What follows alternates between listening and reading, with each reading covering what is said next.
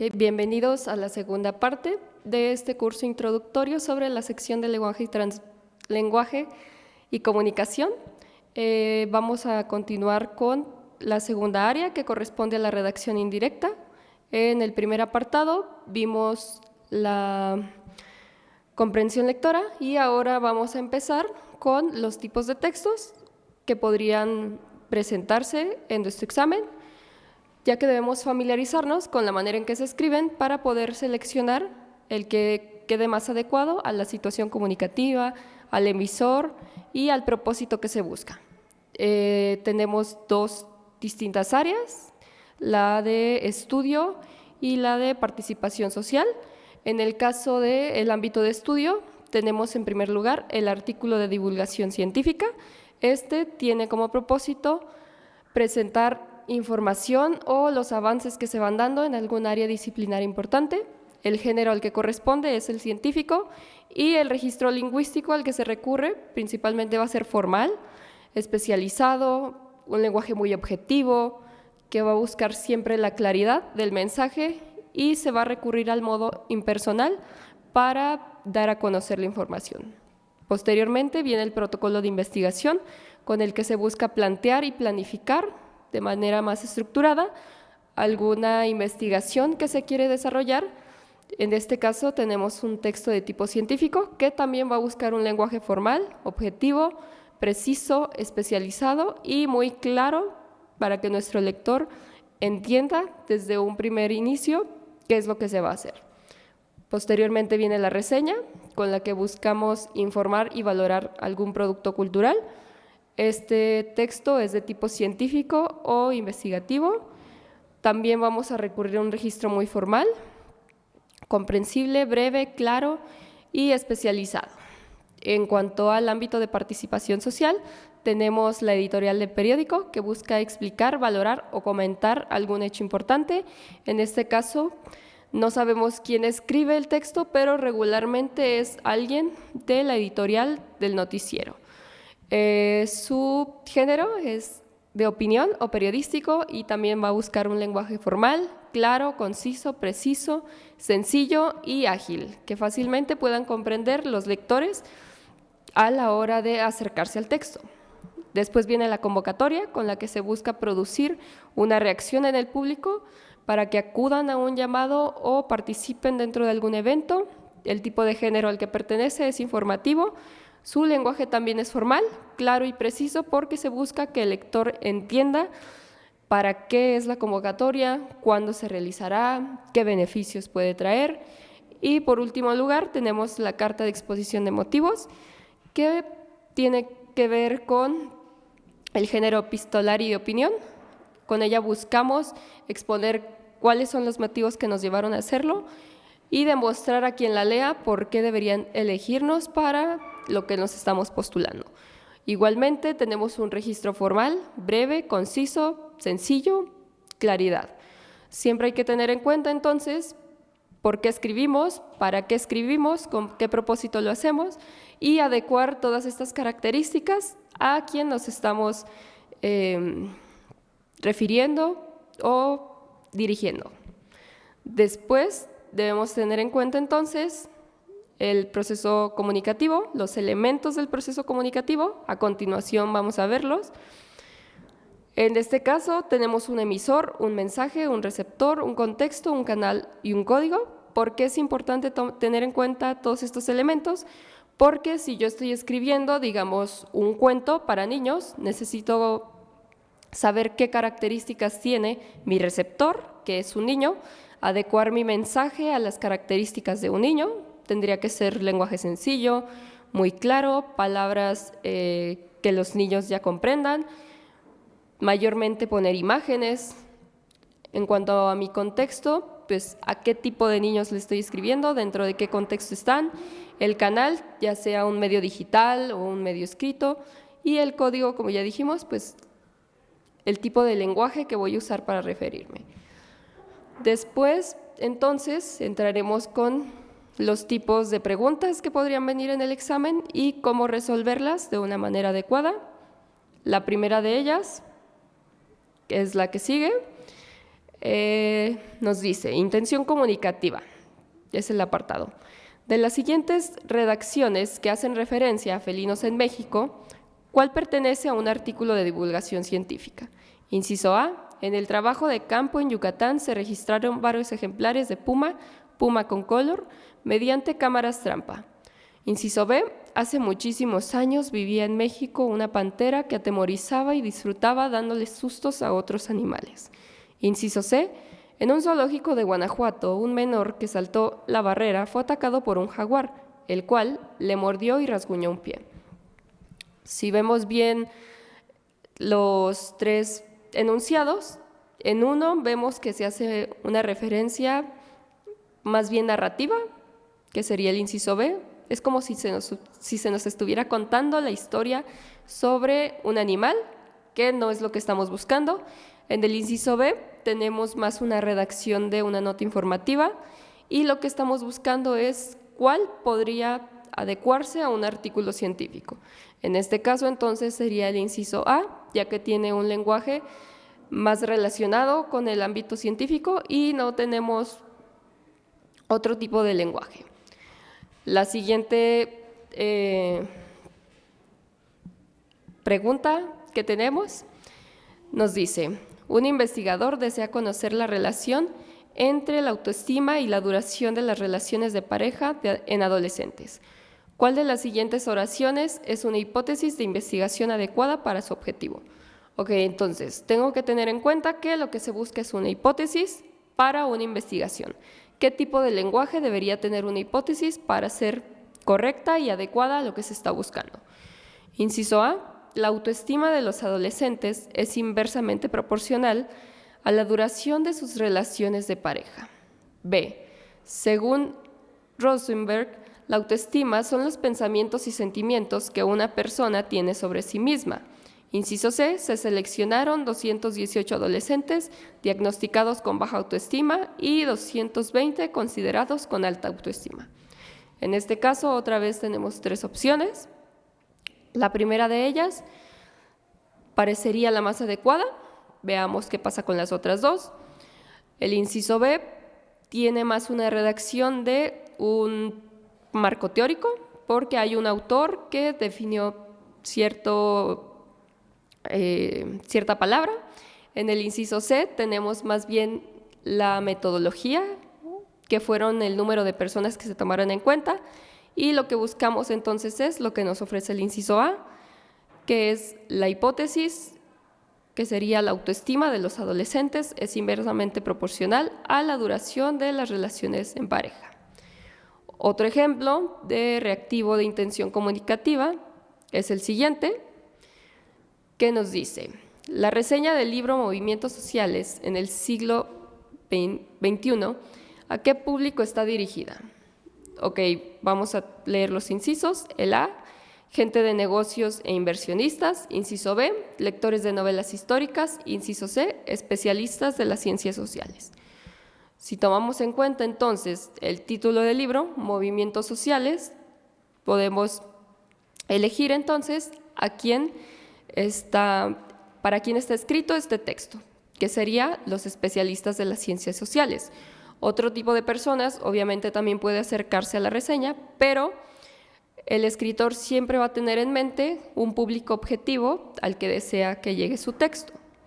Entonces, todas las preguntas que puedan venir en el apartado de intención comunicativa tendrán que ver entonces con el público a quien se dirige y el lenguaje que debes utilizar a la hora de hacerlo. Enseguida tenemos otro ejemplo. Este ya se relaciona con el editorial, que ya habíamos mencionado, y dice así. El editorial es un género periodístico que expresa la opinión de un medio de comunicación, ya sea su director o el grupo de periodistas que lo integran.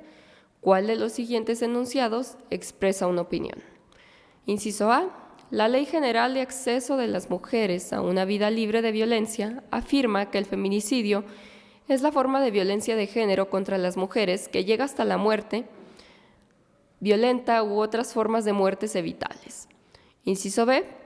La paridad de género lograda en el Congreso de la Unión y el Congreso y el ingreso de 6 mujeres al puesto de gobernadoras es una esperanza contra la violencia de género, un cambio que puede iniciar con el destierro de conductas que ignoran la mujer, como cuando interpone una denuncia. Inciso C. Uno de los indicadores de la violencia contra las mujeres utilizado por las autoridades en materia es el feminicidio. En los últimos 7 meses se han asesinado a más de 1.200 mujeres y niñas, dando un promedio de 11 al día. Entonces, ¿cuál de estos 3 enunciados nos expresa una opinión? El primero, que es el inciso A, y el inciso C, están exponiendo la situación que sucede más que dar una opinión. En cambio, el inciso B nos está mencionando que se trata de algo esperanzador, el hecho de que la paridad de género se haya logrado en el Congreso de la Unión. Por lo tanto, adecuándonos a la intención comunicativa que tenemos, la respuesta sería el inciso B. Otro ejemplo que tenemos ahora tiene que ver con la carta de exposición de motivos. Como dijimos, con ella se busca presentar qué es lo que nos motivó a elegir cierta universidad, cierta maestría, por qué una escuela debería elegirnos y darnos una beca, podría ser también. En este caso, tenemos el ejemplo que inicia: el director de una facultad desea convocar a sus profesores a una reunión para tratar diversos asuntos relacionados con el fin del cuatrimestre. Los siguientes son ejemplos correctos de una convocatoria, excepto, tenemos: el director de la facultad convoca a la comunidad docente para que acudan el próximo lunes 21 de noviembre a las 18:30 horas al aula 214 a la reunión que se realiza con el motivo del cierre del cuatrimestre. El orden del día es el siguiente: pase de lista, discusión del tema principal, anuncios varios y firma de minuta. Inciso B. Se solicita al profesorado de la facultad a la reunión con motivos del fin de cuatrimestre, la cual tratará los temas de exámenes finales, extraordinarios, vacaciones y asignación de materias para el próximo ciclo. La cita es el jueves 24 de noviembre a las 19 horas en la sala de maestros. Atentamente, el director.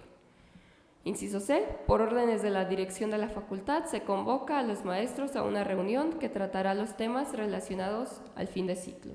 Se solicita su puntual asistencia, pues se pasará lista al inicio y deberán firmar al minuto al concluir. La minuta al concluir. En este caso, tenemos una convocatoria. La convocatoria dijimos que tenía ciertas características: fecha, hora, lugar, a quién nos dirigimos. Y en este caso tenemos que elegir cuál de ellas no se adecua a lo que sería una convocatoria. En este caso, si vemos los 2 primeros ejemplos, vemos que hay una fecha, hay hora, hay un lugar, vemos quién está convocando, y el inciso C no cuenta con ninguno de estos datos, por lo que podemos deducir que es la respuesta correcta en este caso, ya que no cuenta con las características solicitadas. En el siguiente ejemplo que tenemos sobre intención comunicativa, viene la carta de exposición de motivos. Aquí nos dice que una joven que recién egresó de licenciatura busca estudiar una maestría.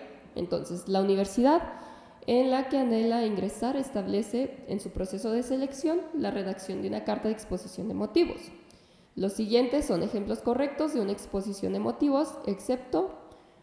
Entonces, una vez más, hay que leer cuáles de estos ejemplos se adecúan, descartarlos y elegir el ejemplo que no concuerda con las características, el lenguaje y lo que se pide en una carta de exposición de motivos. Inciso A. Mi deseo de ingresar al posgrado ofrecido por su institución coincide con un compromiso personal con el aprendizaje y la superación continua. Como profesionista, aspiro a disponer de la mayor cantidad y calidad de conocimiento y habilidades en beneficio de mis empleadores y clientes. Sé que el prestigio de su universidad me ayudará en el logro de mis objetivos. Inciso B. La verdad quiero entrar a la maestría porque no tengo chamba y necesito la beca para comer y echarle gasolina a mi carro. No creo ser un mal estudiante ni doy bronca, por lo que puede estar seguro de que si me aceptan, su universidad no se verá perjudicada. Inciso C. La profesión de la cual me he titulado recientemente necesita amplios conocimientos y habilidades para poder ayudar a la gente que la requiere. En estos tiempos, la conclusión de una licenciatura es insuficiente para alcanzar esta meta, por lo que su universidad, que ocupa los primeros puestos en las calificaciones, considero es la mejor opción para mi desarrollo profesional. En este caso tenemos dos ejemplos que están escritos de manera correcta, un lenguaje especializado, claro, preciso, muy formal, y otro ejemplo en el que vemos todo lo contrario, un lenguaje que es informal, no está adecuado a las intenciones que se buscan, por lo que esa sería la opción correcta. En este caso, el inciso B es el que no cumple con las características que ya habíamos mencionado. Por último, tenemos... Ahora viene entonces el otro apartado de la sección de redacción indirecta. La primera sección corresponde a la intención comunicativa, la que sigue corresponde a una dimensión gramatical y semántica. Enseguida viene la concordancia, que tiene que ver con esta relación existente entre el sustantivo y los modificadores que están a su alrededor y los verbos y el sujeto. La concordancia nominal tiene que ver con el género y número de las palabras. Tenemos, en primer lugar, la concordancia del sustantivo con el artículo y los adjetivos. Si nosotros formamos una oración, digamos, el horrible hombre, vemos que las tres palabras son singulares y son masculinas. No podríamos decir la horrible hombre o la horrible hombra, porque se trata de palabras que deben concordar en número, que es singular, y en género, que es masculino. Otro ejemplo sería las niñas hermosas, las porque es plural, porque es femenino, niñas igual es plural y femenino, hermosas también está concordando en plural y femenino. Otra cosa que podría venir es una oración formada por dos sujetos en singular que terminarían dándonos una concordancia en plural, como la rana y el perro. Tenemos dos sujetos distintos que se suman y por lo tanto después vendrá son enemigos. Son en plural porque tenemos un perro y una rana, más de una persona, y enemigos, ambas palabras son masculinas, entonces tenemos esta relación. Otro ejemplo, la blusa y el saco rojos. Cuando tenemos una parte de la oración que es femenina y la otra parte de la oración que es masculina, los adjetivos que se les van a sumar debemos ponerlos en masculino, ya que si lo hacemos en femenino estaríamos dejando de lado una parte de la oración y no concordarían. Después viene la concordancia entre el pronombre y el antecedente o los consecuentes. En este caso tenemos el ejemplo de a tus hijas las vi anoche. La palabra las nos hace una referencia directa a hijas y está en plural y femenino porque hijas es una palabra justamente femenina y en plural. Por último tenemos la concordancia entre el sujeto y el atributo predicativo. Cuando nosotros formamos una oración tenemos la casa. ¿Cómo es la casa? Pues vieja. Por lo tanto, este atributo de la casa también debe ser femenino, concordar en número y en género. En cuanto a la concordancia verbal, tenemos que es esta relación que existe entre el sujeto de la oración y el verbo. Un ejemplo sería, el niño corre por el parque.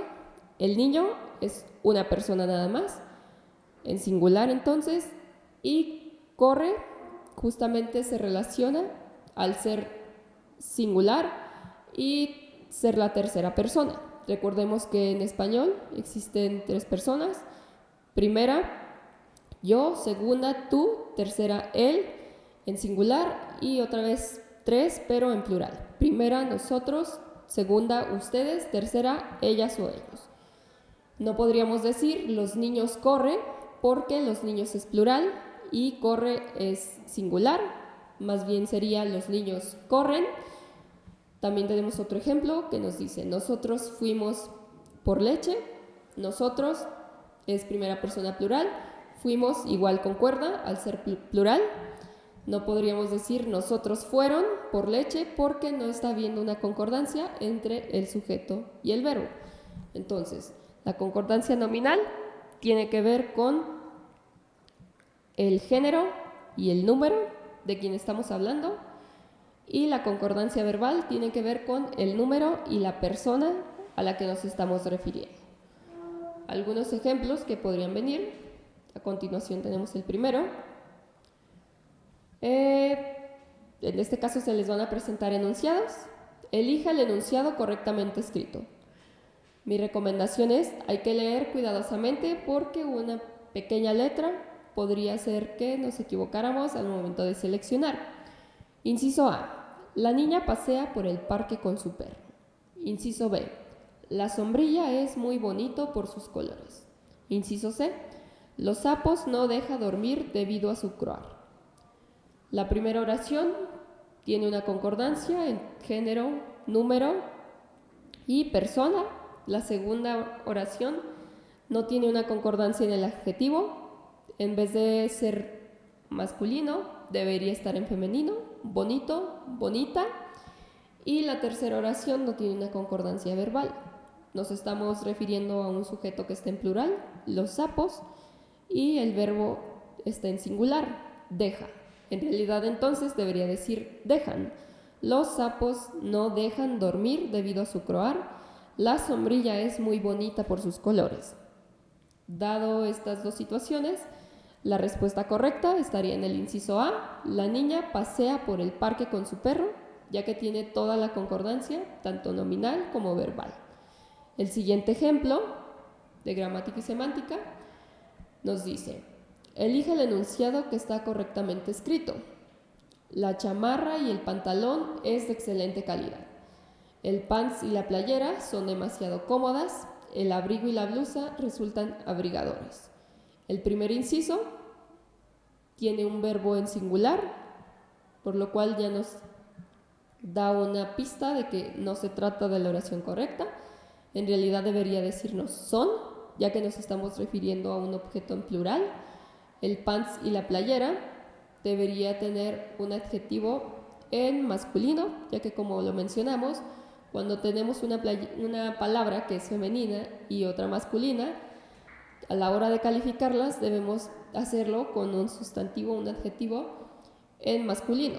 En vez de decir cómodas, debería decir cómodos, para que estén integrados ambas palabras. Y el inciso C, vemos que sí lo hace. El abrigo y la blusa resultan abrigadores. Tenemos una palabra en femenino, otra en masculino, y el adjetivo que los califica es masculino, justamente para no dejar fuera a ningún elemento de la oración. Después tenemos un siguiente apartado que tiene que ver con la cohesión gramatical.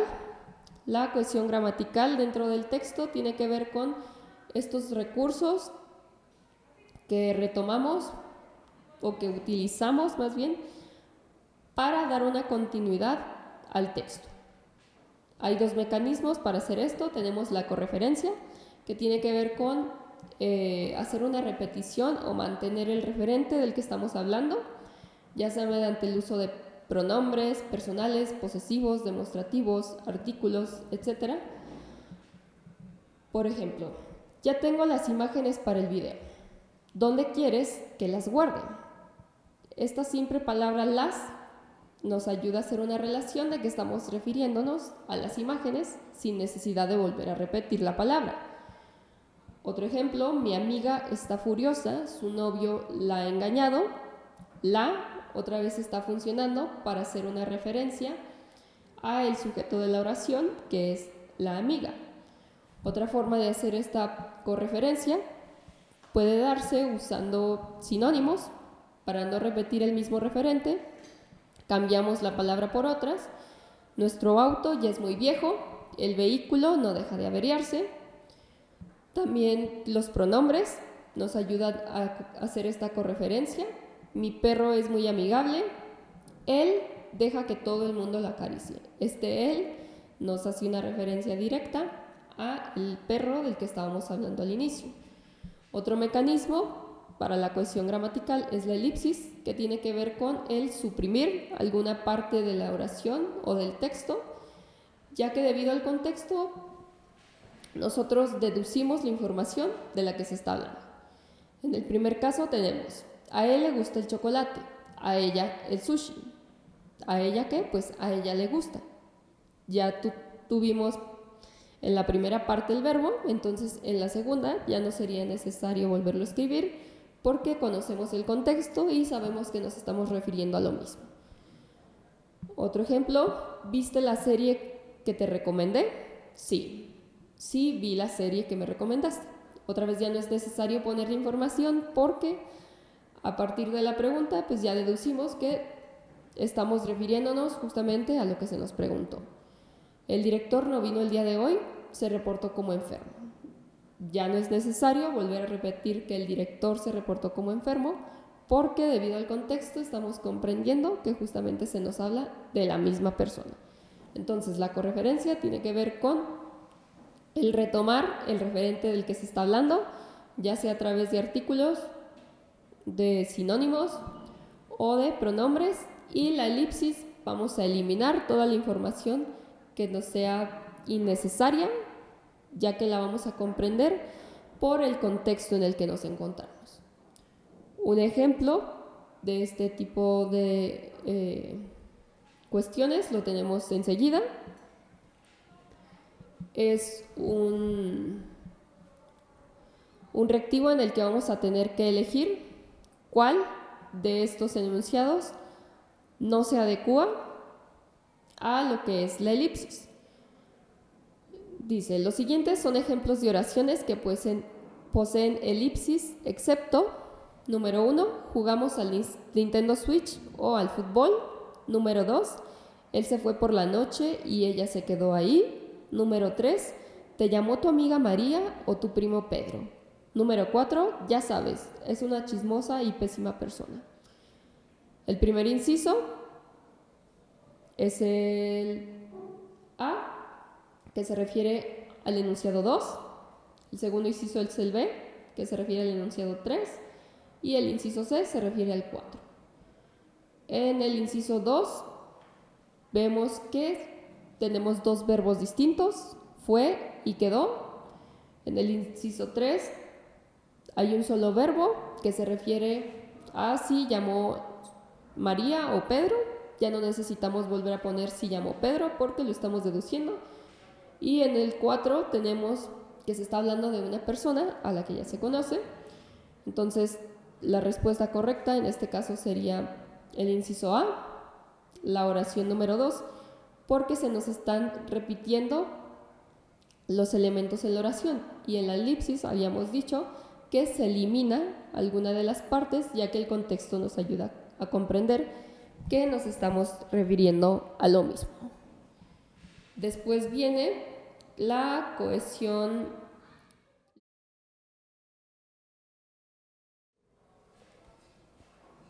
que tiene que ver con el uso de la sinonimia y la antonimia.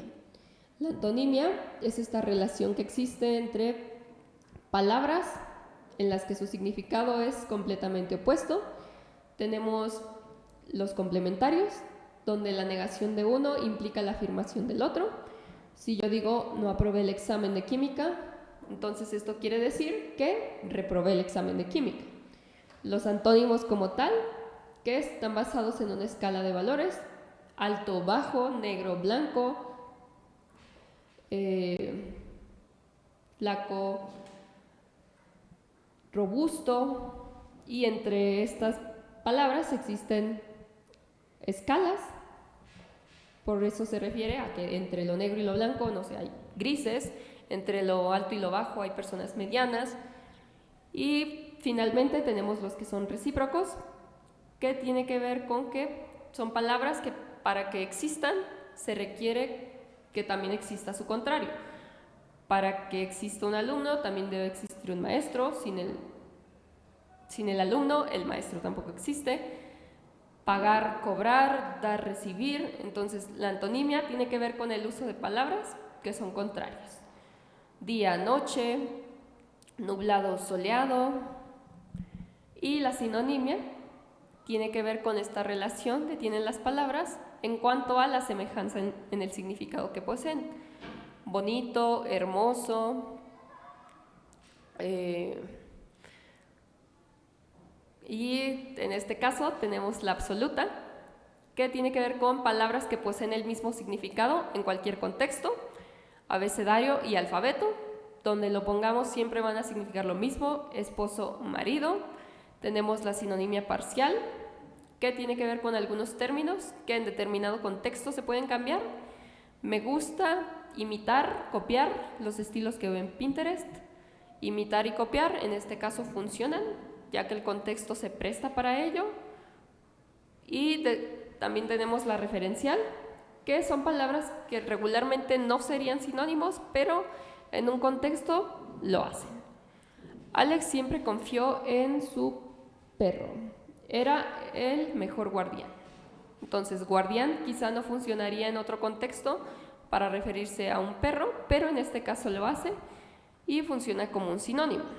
Los sinónimos, palabras que tienen un significado parecido, se refieren a la misma cosa, y antónimos, palabras que son contrarias. Algunos ejemplos de reactivos tenemos a continuación que nos dice: seleccione la palabra que cambie por completo el significado de la siguiente oración. Entonces, ¿qué palabra nos va a cambiar el significado de esta oración de manera contraria? La película de Guillermo del Toro, recién estrenada, fue un rotundo éxito. Inciso A, logro. Inciso B, fracaso. Inciso C, triunfo. Queremos una palabra que nos cambie el significado de éxito. Logro y triunfo serían sinónimos de éxito y lo contrario entonces sería fracaso. Estaríamos haciendo entonces el uso de un antónimo para cambiar el significado. Después tenemos otro ejemplo. Seleccione la palabra que complete la siguiente serie de sinónimos: rehusar, dimitir, evitar. Inciso A, asumir. Inciso B, postular. Inciso C, desairar. Entonces tenemos que elegir una palabra que complete esta serie de sinónimos. Asumir sería más bien el antónimo de rehusar, ya que estás tomando a cargo cualquier cosa.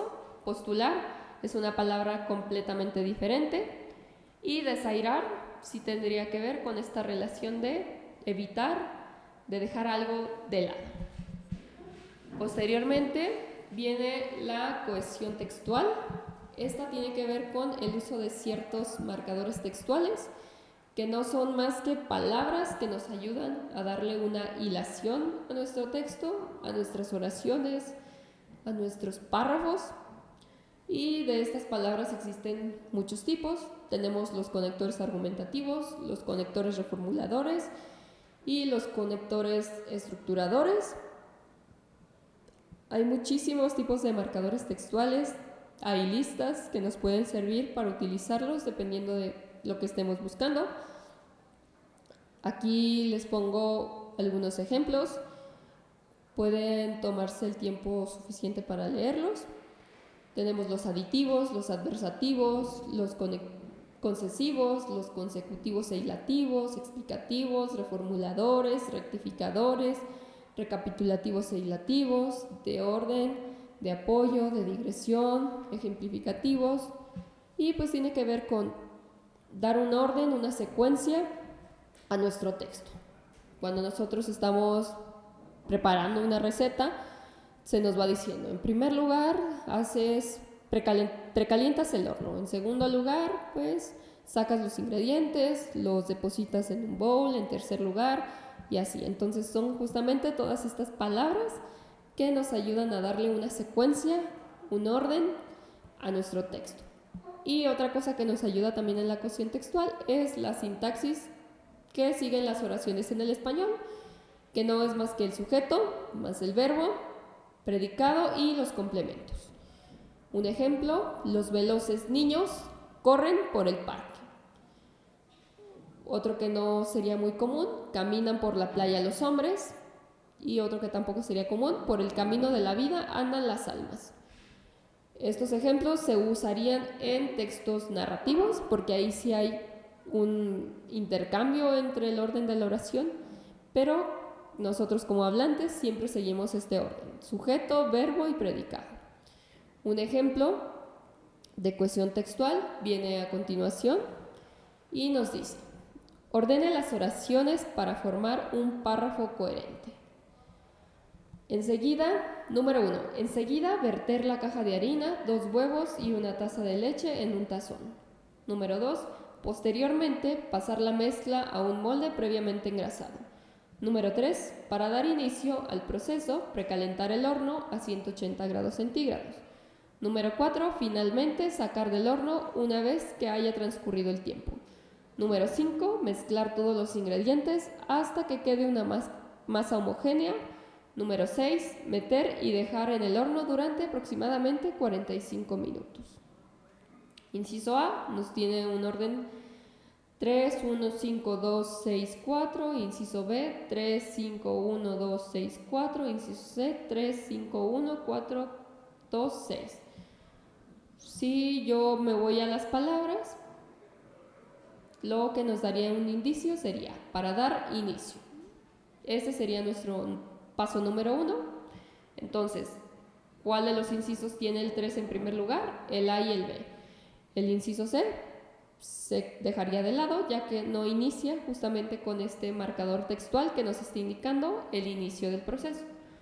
Después de que nosotros iniciamos el proceso y precalentamos el horno, vemos que hay que verter la caja de harina y los huevos. Luego se mezclan los ingredientes. Posteriormente se pasa la mezcla al molde engrasado. Luego cocinamos los ingredientes y finalmente sacamos del horno la mezcla preparada. El inciso que nos da este orden sería el inciso A, que justamente sigue esta continuidad del proceso sin evitar un paso ni cambiarlo. Luego, otro ejemplo que tenemos tiene que ver con el ordenar una oración. Tenemos las siguientes divisiones. Número 1, los. Número 2, rápidamente. Número 3, niños. Número 4, corren. Número 5, del parque. El inciso A nos da un orden de 1, 5, 2, 4, 3. Inciso B, 1, 3, 5, 4, 2. Inciso C, 2, 1, 3, 4. Lo que podemos hacer en estos casos es primero escribir la oración como nosotros creamos que tiene un orden más adecuado. Después ver cuál de los incisos concuerda. Como dijimos, primero en toda oración está el sujeto, que sería los niños. 1 y 3 serían el primer paso. El inciso B justamente es el que tiene el 1 y el 3. Los niños. 5 del parque. 4 corren. 2 rápidamente. 1, 5, 2, 4, 3 sería el orden correcto de la oración. Los niños del parque corren rápidamente. Tenemos el sujeto, el verbo y el predicado. Posteriormente viene el área de ortografía. Esta área está compuesta por 3 apartados: la grafofonética, la puntuación y la acentuación. En el caso de grafofonética, mi recomendación es que busquen las palabras que son homófonas. Los casos de palabras que se escriben con C, Z o S, B o V, J o G. Esto podría ayudarles a saber cuándo seleccionar una, cuándo seleccionar otra, que podrían ser los ejemplos del examen. En este caso tenemos uno que nos dice: Complete el diálogo con las palabras homófonas que dan sentido al texto. Las palabras homófonas son las que suenan igual, aunque tienen una que otra variación en la escritura. Cuando nosotros las leemos, suenan igual. Dice, es muy doloroso depilarse el del bigote, si no hay nada que más sufrimiento. Entonces tenemos espacios en blanco que hay que completar. El primer inciso, hay, bello, cauce. El segundo inciso, otra vez, hay, bello y cauce. Inciso C, hay, bello y cauce.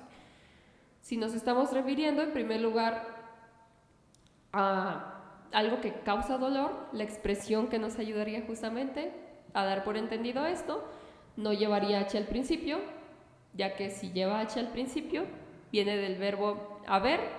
Entonces tenemos que el B y el C son nuestras posibles respuestas. Es muy doloroso depilarse el bello con B de bonito, justamente se relaciona con esta palabra, con algo que es hermoso. Y cauce sí es nuestra palabra que buscamos, pero la C no sería, justamente porque la palabra bello hace referencia a bonito y no a los vellitos corporales. El inciso B sería la respuesta que completa. Ay, es muy doloroso depilarse el vello del bigote. Sí, no hay nada que cause más sufrimiento. El cauce con C hace referencia a la dirección que sigue un río, pero descartamos esa respuesta desde el primer lugar, ya que tenía la palabra hay con H, que hace referencia al verbo haber. El otro ejemplo que tenemos es: complete el siguiente enunciado con las palabras homófonas que dan sentido al texto.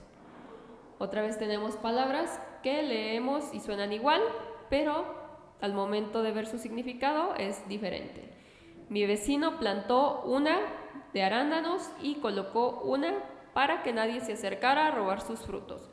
Entonces tenemos que buscar qué palabra significa árbol, que da frutos rojos como los arándanos, y otra palabra que signifique cerca, que rodea el espacio justamente para que no se acerquen. La primera opción nos dice valla y valla. La primera valla tiene que ver justamente con los frutos y la segunda con esta cerca de madera que se hace para rodear algo que queremos evitar que se acerquen. El otro valla del inciso B, que se escribe con V, tiene que ver con el verbo ir, y valla con B sí hace referencia al árbol de frutos, pero en este caso, en el segundo espacio, buscamos qué signifique cerca. En el inciso C tenemos valla con B y doble L, que en realidad no existe en el español, y tenemos valla con V e Y, que hace referencia al verbo ir. Entonces nuestra respuesta correcta, desde primera instancia, la vimos que es el inciso A. Posteriormente viene la sección de puntuación. Igual mi recomendación para este apartado es leer un poco, informarnos y repasar en qué momento o en qué contexto se usa cada signo de puntuación. Hay muchos casos específicos en los que se pueden usar, entonces vemos. Número 1. Como dijo Cortázar, andábamos sin buscarnos, pero sabiendo que andábamos para encontrarnos. 2. Caminó por el parque durante un buen rato, se sentó en un rincón y se echó a llorar desconsoladamente. 3. Esa misma noche se prometió no volver a verlo, sin embargo, el destino tenía planes diferentes. 4. La serie de Lucifer, protagonizada por Tom Ellis y Lauren Herman, cuenta con un total de 93 episodios. En el otro lado de la tabla tenemos el signo de puntuación al que podría referirse: inciso A, coma, inciso B, paréntesis, inciso C, comillas, inciso D, punto y coma. Aquí tenemos una tabla con dos elementos. Tendremos que relacionar qué frase corresponde al signo de puntuación. En primer lugar tenemos una frase ¿qué dijo un escritor famoso? En este caso, lo que nos quedaría serían las comillas, ya que justamente queremos enfatizar quién fue quien dijo esta oración. El 1 sería entonces con la C. ¿Cuál de las opciones empieza con 1 y C? Tenemos la B y la C. Después continuamos en la frase número 2. Nos hacen falta comas para separar las acciones que se estuvieron realizando. Entonces volvemos a los incisos. El inciso B es el que nos da es justamente esta relación de el 2 con el A. El 3 tendría que ver con el uso del punto y coma. Esta iría antes del sin embargo. Entonces sería 3D. Y finalmente tenemos el 4 con el B, que es el paréntesis. Lo que iría en paréntesis sería protagonizada por Tom Ellis y Lauren Herman. Los paréntesis nos van a ayudar a agregar información extra que no es totalmente necesaria. La coma nos va a ayudar a separar elementos dentro de una oración para saber que se trata de distintas partes. Las comillas nos van a servir para enfatizar cuando nos estamos refiriendo a lo que dijo alguien más, a una cita. Y el punto y coma nos va a ayudar a hacer pausas dentro de las oraciones para hacer justamente esta diferenciación. Después tenemos otro ejemplo del uso de signos de puntuación. Aquí nos vamos a centrar en el uso de la coma y en qué casos sí debe usarse y en cuáles no. Nos dice, las siguientes oraciones poseen un correcto uso de los signos de puntuación, excepto, tenemos número 1, de repente, como lo habían previsto, empezó a recordarlo todo. Número 2, María, ¿hiciste en tiempo y forma la tarea de matemáticas? 3, vamos a comprar colores, lápices, libretas, gomas y plumas. 4, hoy lloverá intensamente por la tarde, según lo pronosticaron.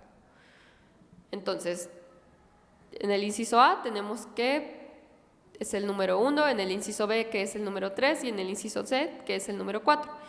En el número 1 se da un uso correcto de la coma, ya que está introduciendo una frase explicativa. Si la quitáramos no afectaría a la oración. Podríamos decir simplemente, de repente empezó a recordar todo, y lo que está introducido entre las comas, pues nada más nos está dando información extra. En el caso de el inciso B nos dice que es el número 3, pero ahí también se está dando un uso correcto de la coma, ya que está separando elementos de una lista, colores, lápices, libretas, gomas y plumas. En el inciso C nos dice que es el número 4, ahí efectivamente se está dando un uso incorrecto de las comas, ya que está separando elementos que no debería separar.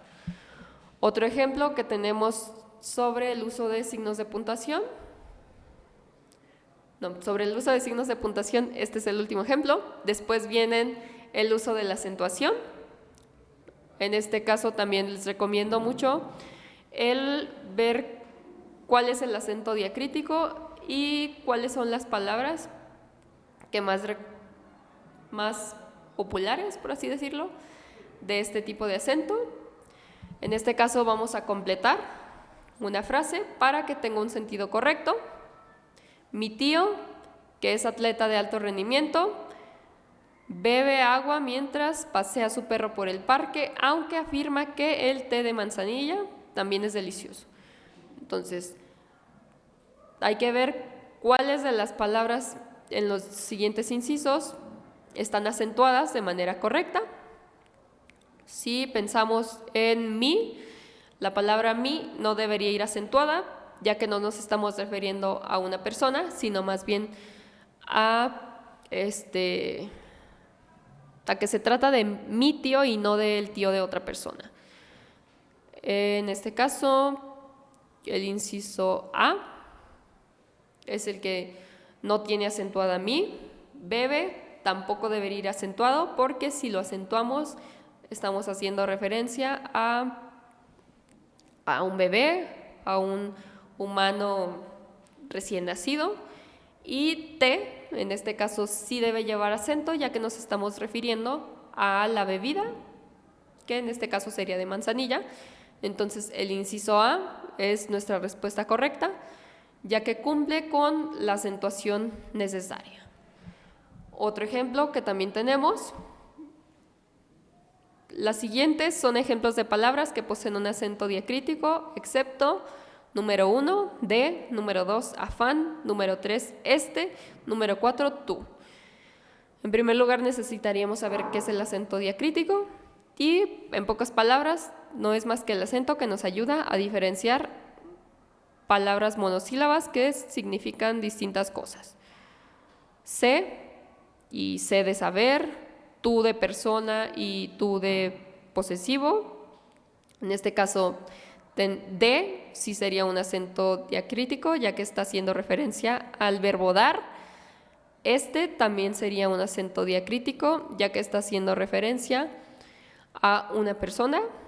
Y tú también es el uso de un acento diacrítico, ya que está haciendo referencia a un pronombre personal.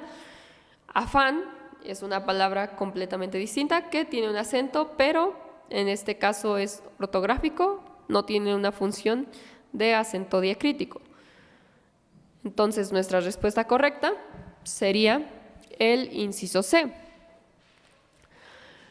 Entonces, retomando, el área de redacción indirecta no va a necesitar que nosotros redactemos textos en sí, sino más bien que seleccionemos textos de acuerdo a las normas ortográficas, normas de acentuación, puntuación, de acuerdo a al proceso comunicativo en el que se está dando y de acuerdo a la semántica.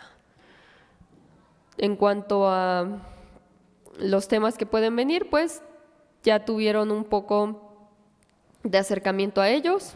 Hay algunos que no estuvieron totalmente resumidos, como las tablas que les puse, pero es porque son temas más complejos que requerirían más tiempo y por eso mi recomendación es que en el caso de la acentuación, la puntuación y la grafofonética, investiguen por su cuenta rápidamente en qué casos se da el uso de unas cosas u otras.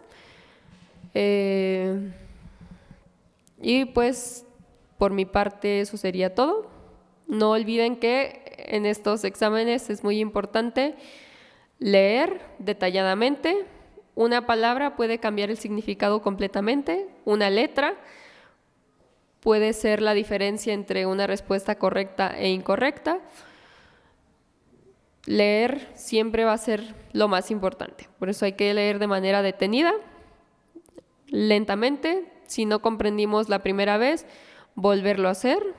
Mientras haya tiempo, podemos regresar a los textos. A final de cuentas, pues van a estar ahí. Cosas sobre ortografía, pues las hemos visto desde primaria. Entonces son cosas que simplemente hay que retomar porque se van quedando en el olvido. Y pues espero este curso les haya ayudado un poco a comprender que puede haber reactivos de distintos tipos, desde preguntas directas que se responden seleccionando alguna de las opciones, preguntas en las que habrá espacios vacíos que tendrán que completar, otras en las que se tendrán que relacionar elementos de una tabla y otra, y otros en los que se tendrá que dar un ordenamiento a los elementos para que logren una secuencia correcta. Y pues eso sería todo por mi parte.